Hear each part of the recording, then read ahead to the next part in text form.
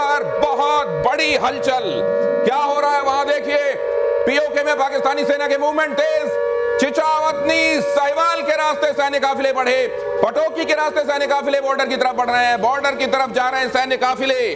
अभी तक आपने हिंदुस्तान से बहुत ज्यादा ऐसी तस्वीरें नहीं देखी होंगी, क्योंकि जब पानी बहुत गहरा होता है ना तो बहुत लहरें आप उसकी सतह पर नहीं देखते, वो शांत दिखाई देता है। लेकिन जहां छिछला पानी होता है वहां बहुत जल्दी जल्दी हरकतें दिखाई देती हैं। यहां बॉर्डर की तरफ मूवमेंट करते हुए न सिर्फ फौजी बल्कि उनके जो आर्मर्ड व्हीकल्स हैं वो कई जगहों पर जा रहे हैं। यह भी मुमकिन है कि कई जगहों पर पुराने वीडियो या बीच बीच में शूट किए हुए वीडियो डाले जा रहे हों, क्योंकि वो कौम कैसी आपको बताने की जरूरत नहीं है। लेकिन यहां पर न सिर्फ मिलिट्री का ये हाल है, सिविलियंस का क्या हाल है वो भी देखिए। वॉर की आशंका से पाकिस्तान में अफरा तफरी, एटीएम के बाहर लंबी लंबी लाइनें लगी हैं।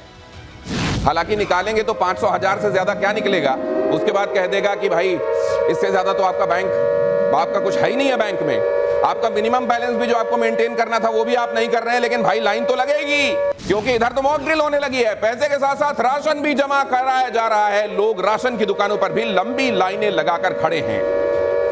राशन और पैसा उन जगहों पर जहां लाइनें लगी हैं कितना है ये बात दूसरी बहस है, लेकिन वहां लाइनें बहरहाल लगी हुई हैं। यहां पर ये मिलिट्री की मूवमेंट, उनके जो वॉर इक्विपमेंट्स हैं वो भेजे जा रहे हैं बॉर्डर की तरफ, और उधर वहां की जो आवाम है वो लाइनें लगाकर खड़ी हुई है। मेजर आर्या जी, हम तो मॉक ड्रिल कर रहे हैं जी, वहां रियल टेरर दिखाई दे रहा है। ख्वाजा आसिफ टीवी पर रो गया।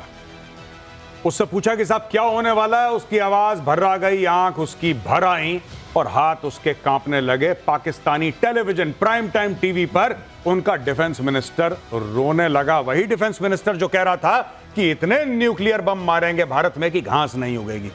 सुना था आपने? इतने न्यूक्लियर बम मारेंगे, भारत को साफ कर देंगे। वो बंदा जो कह रहा था कि पानी रोक दोगे, अगर तुमने पानी रोक दिया, पानी रोक दोगे तो फिर देखना, this will be considered an act of war and Pakistan will fire all it's nuclear missiles. ये बड़के मारने वाला आज टेलीविजन पर रो रहा है। ये बात है दिनेश।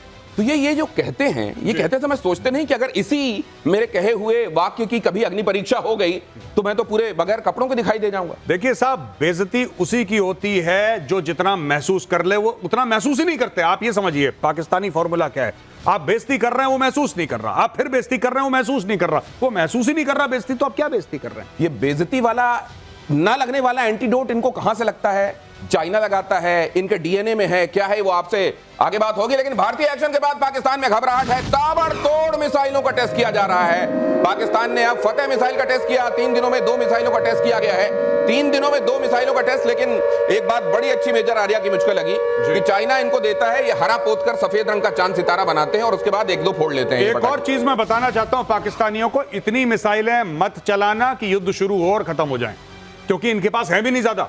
ये सिर्फ अपना भौकाल जमाने के लिए एक पे एक मिसाइल दाग रहे हैं, राइट, तो खत्म हो जाएंगी। नहीं, मेरे को याद आता है दिवाली के समय जब हमारे पिताजी वगैरह पटाखे लाके देते थे, अब हम अपने बच्चों को ले जाकर देते हैं, तो दिन में ये समझाते थे कि बेटा दिन में इतने मत फोड़ लेना कि रात तक कुछ ना बचे। बिल्कुल सही बात है। जो दिनेश, ये जो मिसाइल चला रहे हैं, टेस्ट कर रहे हैं, और मैं बता दूं आपके चैनल के माध्यम से, टेस्ट का मतलब मिसाइलें सही जगह जा नहीं रही हैं। हमने ब्रह्मोस फेंकी थी ना 22 में, और वो चली गई, और बाद में हमने कहा गलती हो गई। किसी ऐसी मिसाइल से गलती नहीं होती, आज बता रहे हैं। मिसाइल गई थी, टेस्ट हुआ, कोई एयर डिफेंस नेटवर्क कोई कुछ पकड़ पाया? उसकी एक्यूरेसी है 1 मीटर से कम। ये क्या एक्यूरेसी है? टेस्ट फायर कर रहे हैं, चलेगी असली फायर में? कुछ नहीं चलने वाली है। नहीं, लेकिन ये जो एक सिलसिला होता है ड्रिल करने का, जब कभी इस तरीके का तनाव बनता है, मैं देखता था रशिया यूक्रेन के बीच में जब ये हुआ तब भी वहां पे ड्रिल, ये किसके लिए वो वाली ड्रिल हो जाती है, वो जो जिसमें दीवार में छेद किया जाता है, और किसके लिए वो ड्रिल होती है जिससे बाकायदा कुछ हासिल होता है, और साइकोलॉजिकल वॉरफेयर में इसका मतलब होता है। बिल्कुल सही कह रहे हैं। एस्केलेटरी इंडेक्स में जब भी आप मिसाइल टेस्ट करते हैं वो एक स्टेप और ऊपर चला जाता है। यूएन सिक्योरिटी काउंसिल में जब इनको जूते पड़े थे तो सबसे पहले यही पूछा गया था ना, आप वो छोड़िए फॉल्स फ्लैग, आप ये बताइए कि मिसाइल टेस्ट को क्यों कर रहे हैं, आप ये बताइए कि न्यूक्लियर वेपन के इस्तेमाल के बारे में थ्रेट क्यों दे रहे हैं। इसका मतलब एस्केलेशन आप कर रहे हैं। आपको तो भारत की मदद करनी चाहिए और आतंकवादियों को वहां भेजना चाहिए। और साथ में ये भी बोला गया, भारत से क्यों नहीं बात करते, क्यों रोते हुए हमारे पास आ रहे हो? ये देखिए, ये जो कहा जा रहा है ना, literally United nation security council की ये बैठक बुलाई गई किसकी गुहार पे? पाकिस्तान की गुहार पे। और जूते किसको पड़े वो अभी बता दिया बहल साहब ने, पाकिस्तान को ही। ये पूरी गाथा आगे आपको बताऊंगा, लेकिन तब तक देखिए प्रतिशोध में समंदर में भारत की एक और बड़ी सफलता, मल्टी इन्फ्लुएंस ग्राउंड माइन यानी MIGM का परीक्षण। भारत ने ये advance under water naval mine system, ये भारत का अपना इंडिजिनस डेवलप्ड है। MIGM से नौसेना की ताकत में जबरदस्त इजाफा हुआ है। ये MIGM, ये कहा जाता है कि इस तरीके की माइन है, जैसा आपने देखा है ना धरती पे जब जगह जगह पे माइन बिछाई जाती है तब जबकि दुश्मन सेना वहां पहुंचने वाली होती है। इसी तरीके से अगर कोई पानी की सतह या पानी के भीतर से होते हुए कोई भी वॉर इक्विपमेंट आ रहा है, उसको कैसे डिस्ट्रॉय करना है, उसके लिए यह काम आता है। अब ये जरा समझ लीजिए, एक एक करके जल्दी से ये समझा दीजिए कि क्या चेतावनी देने की कोशिश है पाकिस्तान को MIGM के जरिए। ये बेसिकली पाकिस्तान की जो सबमरीन्स हैं उनके लिए चेतावनी है कि भाई अगर तुम इस इलाके से जाओगे तो तुम मारे जाओगे, सीधी बात है। I think sir will be able to explain better. Sir आप समझाइए सर। बिल्कुल सही कह रहे हैं आप। ये माइंस जो होती है इनको प्रोटेक्शन के लिए इस्तेमाल किया जाता है, पोर्ट्स या इंफ्रास्ट्रक्चर या क्रिटिकल इंफ्रास्ट्रक्चर पे, तीन चीजों के अगेंस्ट। सबसे पहले शिप्स हैं, सबमरीन्स हैं और साथ में अंडर वाटर ड्रोन्स। अभी आप चीनी अंडर वाटर ड्रोन्स भी अंडमान निकोबार आइलैंड के आसपास देख रहे थे। तो ये तीन चीजों, लेकिन हम ये वाली जो माइंस हैं इनको हम एनिमी पोर्ट्स के पास युद्ध के टाइम, युद्ध से पहले नहीं, युद्ध के टाइम में भी डिप्लॉय कर सकते हैं, उनको बिल्कुल ट्रेड से कट ऑफ कर सकते हैं। लेकिन जब भी हम डिप्लॉय करते हैं इंटरनेशनल वाटर्स में तो हमें उसकी वार्निंग पहले से देनी पड़ती है सभी को कि यहां पे युद्ध हो रहा है, यहां पे माइंस हो सकती हैं, यहां से नहीं गुजरना। तो सर क्या इन जगहों पर इसी टेस्ट के दौरान वो माइंस लग भी गई होंगी जिनका आने वाले? क्योंकि लगाने के लिए हमें पूरे जैसा कि नोटिस टू तो सर अगर बताइए, माइन के बारे में आपने सबको बता ही दिया कि यहाँ माइन लगी है, तो उसका मतलब क्या निकला? नहीं, ये नहीं बताते एग्जैक्ट लोकेशन का है। ये बताते हैं कि इस एरिया में बताइएगा, ये एरिया इतने बाय इतने है, उसके कोऑर्डिनेट्स दे देते हैं और बताते हैं कि इस एरिया में बताइएगा माइन हो सकती है। मैं बात पूछना चाहता हूँ, हमने कराची हार्बर के सामने माइन लगा दी तो वही तो मैं बोल रहा हूँ, अगर युद्ध होगा तब तो हम अगर कराची हार्बर पे माइन लगा देंगे उसके आसपास का एरिया पे, तो उनका तो ट्रेड पूरा खत्म हो गया। वैसे ही कगार पे आए हुए हैं। ये कहना चाहते हैं कि हम एथिकल हैं, जब ये काम शुरू होगा, जब शंखनाद होगा तब लगाएंगे। लेकिन एक बात और दिनेश नोट करने वाली है, हम जो भी फायर कर रहे हैं, आपने नोटिस किया होगा, वो हमारी फैक्ट्री में हमारी टेक्नोलॉजी से हमारी ताकत से बन रहा है कि जब भी सर्च प्रोटेक्शन की जरूरत पड़ेगी, ज्यादा की जरूरत पड़ेगी, तो पूरा का पूरा वो मेरे को मूवी का डायलॉग याद आ रहा है कि हम तब मारेंगे जब बंदूक भी हमारी, गोली भी हमारी, समय भी हम तय करेंगे, जमीन भी हम तय करेंगे, कहां मारना, ये तो पूरा वो होने वाला है। जरा ये देखिए, भारत अपनी समुद्री ताकत और बढ़ाने वाला है। Multi role stealth guided missile frigate की एंट्री। ये क्या है भाई साहब, ये भी जरा समझेंगे। नेवी के बारे में आम जनता को उतना पता नहीं होता, क्या होता है ये कॉर्वेट, क्या होता है फ्रिगेट, क्या होता है डिस्ट्रॉयर। फ्रिगेट की एंट्री हो रही है। बहरहाल ये भी रशिया में बना हुआ है। रूस से स्टेल्थ युद्धपोत INS तमाल मिलने वाला है, 28 मई को मिलेगा ये, और ब्रह्मोस मिसाइल से लैस वॉरशिप है। रूस में नौसेना के क्रू को दी जा रही है ट्रेनिंग।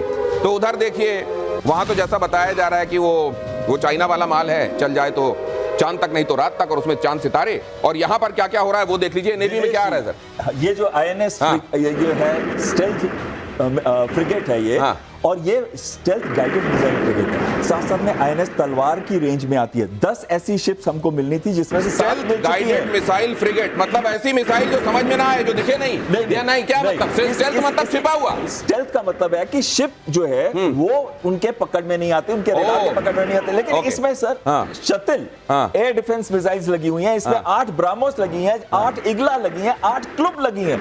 यानी कि ये एक एस्कॉर्ट वेसल होगी, जैसे कि एयरक्राफ्ट कैरियर जब जाते हैं उसके साथ एक पूरी 10 से 12 एस्कॉर्ट वेसल जाती है। उसी तरीके से अगर मर्चेंट शिपिंग कहीं हमको प्रोटेक्ट करना है तो एस्कॉर्ट वेसल के रोल में इसका इस्तेमाल होता है। लेकिन इसमें बहुत महत्वपूर्ण चीज क्या है, हमारे पास अभी तक 30 ऐसी मेजर शिप्स थी, फ्रिगेट्स ही नहीं, फ्रिगेट्स, डिस्ट्रॉयर्स, क्रूजर्स, लेकिन उनके पास कितनी है? सिर्फ 12। उसमें से सर्विसेबल कितनी है? नहीं, वो तो हमने एक दिन दिखा दिया कि उनके पास कितना है और कितना रिपेयर में पड़ा हुआ है। लेकिन अगली खबर जरा देख लीजिए, भारत और पाकिस्तान के तनाव के बीच में मूडीज की रिपोर्ट। ये तो आप देख ही रहे हैं कि दोनों तरफ से तैयारियां क्या है, लेकिन मूडीज ने एक सावधानी बता दी है पाकिस्तान को, वक्त रहते आगाह किया है। वो कितना आगाह होता है देखिए। पाकिस्तान की स्थिति बेहद चिंताजनक है। मूडीज ने कहा अगर वॉर हुआ तो उसे झेल नहीं पाएगा पाकिस्तान। भारत की सेहत पर बहुत ज्यादा असर नहीं पड़ने वाला वॉर के सिनेरियो में भी। तो आपको जरा ये बता दें, इसको जरा यहां पे फ्लैश कीजिए तो गौरव इसको जी, बताएंगे कि जी। अगर वॉर हुआ भी जी तो पाकिस्तान की स्थिति, उसको बहुत बार कटोरा, आप कहते हैं उसको बेइज्जती नहीं लगती, लेकिन कटोरा तो हाथ में है जी। कपड़ों पे पाबंद पूरे लगे हुए हैं, चीथड़ों में चल रही वो एक तरीके से अर्थव्यवस्था है, और वहां पर अगर वॉर हो गया तो ये होने वाला है। देख लीजिए, महंगाई दर और बढ़ेगी, 30%, कर्ज 21.15 लाख करोड़, पता नहीं उसको ये कभी देखता भी है वो फिगर कि नहीं देखता है जी। क्या वही टाई सूट कपड़े जो उनके कम से कम आर्मी वालों को हम देखते हैं। इकोनॉमिक ग्रोथ 2% और कम हो जाने वाला है। ये विदेशी मुद्रा भंडार 15 अरब डॉलर, कर्ज चुकाना मुश्किल हो जाएगा। ये फ्रॉड है। ओ 15 अरब डॉलर क्यों फ्रॉड है मैं आपको ये बताता हूं। अगर कोई बोलेगा कि विदेशी मुद्रा भंडार 15 अरब डॉलर का है, हाँ। तो आप ये मान के चलेंगे दिनेश कि 15 अरब डॉलर इनके पास है। हाँ। लेकिन हाँ। यहां पे खेल ये है कि इसमें करीब 8 अरब डॉलर फ्रेंडली कंट्रीज ने दे रखा है, जिसमें 3 अरब सऊदी अरब ने दे रखा है। नहीं, वैसे इनको इसको खर्च मत करो, ओ। You can not spend. ये सिर्फ आपको बूस्ट अप करने के लिए दे रखा है। हाँ। आप इसमें से एक चवन्नी खर्च नहीं कर सकते। ओ। यही चीज यूएई ने करी है, यही चीज चाइना ने करी है। पैसे तो रख लो लेकिन खर्च मत करना। खर्च मत करना। पिछली बार दिए थे इन्होंने, खर्च कर दिए थे चोरी से, फिर इनको डांट पड़ी, वहां पे इनकी पेशी हुई थी। अब बोला कि दोबारा दे रहे हैं बेटा, इस बार अगर तुमने खर्च करा तो वापस मुंह लेकर अरे जबकि सऊदी को तो बिल्कुल हिसाब नहीं लेना चाहिए, बल्कि कई अगर आईएमएफ ले ले, वर्ल्ड जी। बैंक ले ले, या एशियन डेवलपमेंट बैंक जो है वो कहे कि भैया हिसाब देना, तुम किसके लिए ले रहे हो, एनवायरनमेंट के लिए रहे हो, किसके लिए, गरीबी हटाओ के लिए ले रहे हो, लेकिन खर्च कहां कर रहे हो, हाफिज पे, मसूद पे खर्च कर रहे हो। तो ये अगर कर रहे हो तो हिसाब देना, हिसाब तो उनको लेना चाहिए। लेते हैं क्या वो? देखिए, वैसे हिसाब नहीं लेते ये लोग। क्या करते हैं कि अलग अलग चीजों के द्वारा इनको फंड मिलता है और ये घुमाते हैं। ये ड्रग स्मगलिंग करती है पाकिस्तान आर्मी, बहुत बड़ा ड्रग कार्टेल है पाकिस्तान आर्मी का, आपको पता है। अफगानिस्तान से ड्रग्स आते हैं और कराची से बाहर जाते हैं दुनिया भर के। पाकिस्तान आर्मी को कमीशन मिलता है, जनरल तक को कमीशन मिलता है पाकिस्तान आर्मी में, और उससे ये लोग नार्को टेरर, आपने नाम सुना होगा, दिस इज नार्को टेरर। ये लोगों की रगों में नशा भरते हैं, पैसे उगाते हैं और उससे आतंक को बढ़ावा देते हैं। भारत और पाकिस्तान में तनाव के बीच में मूडीज की रिपोर्ट यह भी कहती है कि भारत की अर्थव्यवस्था स्थिर रहेगी। भारत अगर युद्ध में जाता भी है तो उसको कोई फर्क नहीं पड़ने वाला। वो अगर जापान को बहुत जल्द अब वहां से हटाकर वो 5वें नंबर की इकोनॉमी हो जाने वाला है तो हो जाने वाला है, 4थे नंबर की इकोनॉमी हो जाने वाला है उसके बाद तो हो जाने वाला है। ये हम नहीं कह रहे हैं, ये वो इंटरनेशनल एजेंसीज कह रही हैं जो इस पर निगाह रखती हैं। ये जरा देख लीजिए। इसके बीच में इन्होंने दो चीज और की है। क्या? अपने पार्लियामेंटेरियंस का इन्होंने तनख्वाह डबल कर दी है और 18% डिफेंस बजट बढ़ा दिया है। इसे कहते हैं महंगाई में आटा गीला। क्यों बढ़ाया है? अपने पैसे ले लिए, हाँ। जनता से कोई मतलब नहीं है। हाँ। और इधर जितने पैसे आएंगे डिफेंस बजट में उतने जेब में जाएंगे, क्योंकि मुनीर को भी तो भागना है। तो ये देख लीजिए, वो लंबी लंबी सलवार पहन के, थोड़ा सा पैर से ऊंची, वो खड़े हुए हैं लोग एटीएम के सामने। पैसे निकालने के लिए कितने निकलेंगे पता नहीं, लेकिन सांसदों की और वहां के आर्मी वालों की मौज है। विशेष सत्र में खाली रही कुर्सियां जरा ये भी देख लीजिए। अब इतने पैसे बढ़ जाएंगे तो फिर कौन आएगा वहां पर काम करने के लिए। विशेष सत्र बुलाया गया था, इमरजेंसी का नाम दिया गया था। 3 तारीख की रात में लेटर जारी किया गया कि इमरजेंसी है, 5 तारीख को 5 बजे सब जमा हो जाना। ज्यादातर कुर्सियां खाली रही। संसद के अंदर भी भारत का खौफ दिखा। सांसद कैसर अहमद शेख के बयान में डर कितना था देख लीजिए। भारत का डिफेंस बजट हमसे 10 गुना बड़ा है, खुद कह रहे हैं अपने मुंह से। मुझे समझ में नहीं आता है पाकिस्तानी बजट की क्यों बात करते हैं। वैसे कहते हैं हम जज्बे वाली कौम है, ये कहते हैं हम जज्बे से लड़ते हैं। जज्बे में डॉलर का क्या लेना देना दिनेश? डॉलर से तो जज्बा आता है इनका। जज्बा डॉलर, गुड। जनरल्स का जज्बा ही डॉलर है। पाकिस्तान के जनरल्स का जज्बा डॉलर से आता है, डॉलर से। इसीलिए देखिए ये सब। अब आपको पता है मौलाना फजलुर रहमान उठ के चला गया, कह रहा है मैं जा रहा हूं, क्योंकि यहां पे मेन स्टेक होल्डर्स हैं जो पार्लियामेंट में बैठते हैं नेशनल असेंबली में, वो है ही नहीं। कह रहा है आप लोग मजाक कर रहे हैं, आप लोग नॉन सीरियस लोग हैं, मैं जा रहा हूं। वो छोड़ के जा रहे हैं। लोग कह रहे हैं, देखिए अब एक्चुअली में पाकिस्तान के अंदर धीरे धीरे ये रियलाइजेशन हो रहा है कि कुछ हो सकता है बहुत बड़ा। तो ये जो गीदड़ भपकी, न्यूक्लियर मार देंगे, बम मार देंगे, मिसाइल मार देंगे, अब ये स्टोरी धीरे धीरे उनको खुद को खोखली लगने लगी है। अब उनको लग रहा है कि भारत कुछ बड़ा करने वाला है, और बड़ा करने वाला ये समझ में आ रहा है। इसीलिए शहबाज शरीफ ने एक आपात बैठक बुलाई है, जरा दिखाइए, इसको फ्लैश कीजिए। शहबाज शरीफ ने एक आपात बैठक बुलाई।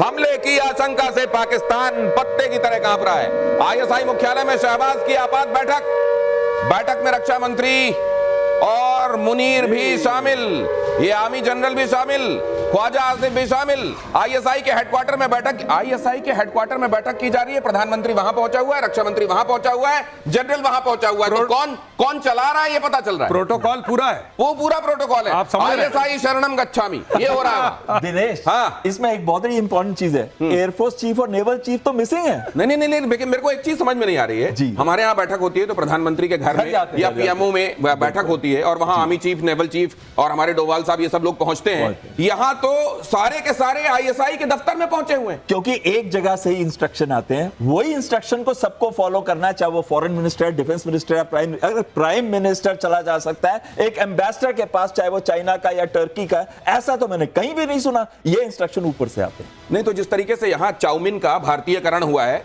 चाउमीन समोसे में भी डाल दी जाती है, समोसे में भी चाउमीन ही मिलती है, तो वहां पे भी हर व्यंजन में क्या, हर डिपार्टमेंट और हर डेजिग्नेशन में क्या ISI है। इसीलिए उसको एस्टैब्लिशमेंट बोलते हैं। बिल्कुल एस्टैब्लिशमेंट बोलते हैं। और एक और बात मैं आपको बताता हूं, बड़ी इंटरेस्टिंग, ये जो ISI ने आज आदेश देंगे, वो आप देखना आज रात को नहीं तो कल सवेरे यही चीज बोलेगा शहबाज शरीफ दुनिया के सामने, आप देख लीजिएगा। शहबाज शरीफ तो मतलब उनको वहां पे स्क्रिप्ट पढ़ाने के लिए बुलाया गया 100%। तू ये बोलेगा, तू ये बोलेगा। सिर्फ ये नहीं, पाकिस्तान टेलीविजन में जो टीवी एंकर है वो वही स्क्रिप्ट बोलते हैं जो ISPR बोलता है, सबके सब वही स्क्रिप्ट बोलेंगे। मर गए। और ये क्यों है? क्योंकि जो इनको जूते पड़े हैं यूनाइटेड नेशन सिक्योरिटी काउंसिल में, अब उसके ऊपर डिस्कशन होगा। अरे तो थोड़ा सा बदलना पड़ेगा मैटर। ये मैटर अगर बदलना पड़ेगा और तुमको अगर नारे लगाने हैं पाकिस्तान वालों कि हमें चाहिए आजादी, तो ISI से आजादी मांगो तो तुम्हारा भला हो जाएगा। बलूचिस्तान के पूर्व CM अख्तर मुगल ने पाकिस्तान को दिखाया आईना, पाकिस्तानी सेना को 71 का वॉर याद दिलाया। असीम मुनीर ने अपने नस्लों को इतिहास बताया। मुनीर बताएं कहा कि 90,000 सैनिकों के साथ हथियार डाले, 90,000 सैनिकों की पतलूनें टंगी हुई हैं, ये कहा उन्होंने। 90,000 सैनिकों की पतलूनें, और कभी जंगी इतिहास में इतना बड़ा समर्पण नहीं हुआ, ये भी कहा उन्होंने। दुनिया की जंगी तारीख में 90,000 फौजियों ने जो इकट्ठे हथियार नहीं डाले जो आपकी फौज में डाले,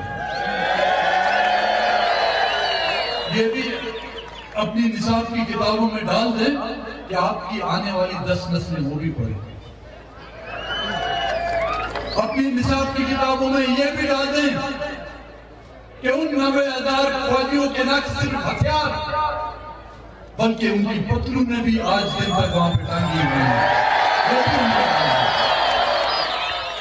और बलोचिस्तान से उठती है जब आवाजें वहां सुनाई दे रही होंगी, उधर ये कहा जा रहा होगा कि यहां जो दहशतगर्दी है उसके पीछे वर्दी है, खैबर पख्तूनवा से आवाजें आती होंगी जी। तो पाकिस्तान उस बीच में ये जो अपने वॉर इक्विपमेंट्स और सैनिकों को इधर रवाना कर रहा है, वो अंदर ही अंदर क्या सोच रहा होगा? देखिए, मैं आपको एक बात बताऊं वाज़ेह तौर पे दिनेश, कि आम पाकिस्तानी जंग नहीं चाहता, वो लड़ना नहीं चाहता, वो विदाउट अ लीडर है। आज की वो आपने देखा लाल मस्जिद का वीडियो कल से बड़ा फेमस हो रहा है, वायरल हो रहा है।